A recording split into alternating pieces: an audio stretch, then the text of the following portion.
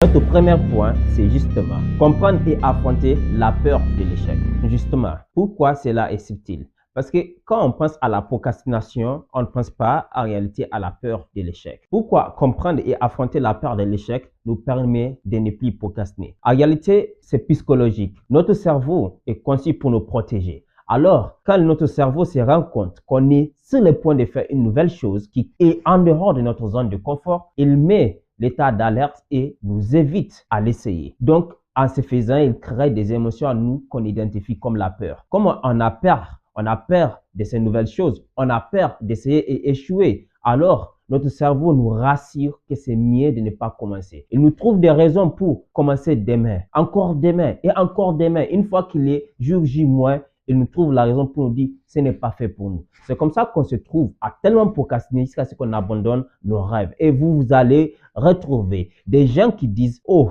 ça, ce n'est pas fait pour moi. » Mais sur quelle base? Donc, la solution à cela, c'est très simple. C'est d'accepter de faire face à l'échec. Parce que tout cela est basé, l'histoire que le cerveau nous crée est basée sur les échecs. Une fois que vous acceptez l'échec comme processus d'apprentissage vers le succès et de la réalisation de soi, le cerveau n'a plus raison de vous tenir. La procrastination n'a plus raison d'être. Pourquoi? Parce que vous compreniez que oui, je vais faire et je vais échouer, mais je vais apprendre de cet échec. Ce n'est pas la finalité. L'échec n'est pas la finalité. Uniquement quand vous décidez de vous arrêter, c'est là que ça devient la finalité. Acceptez, affrontez les peurs, acceptez l'échec, apprenez de cela et évoluez.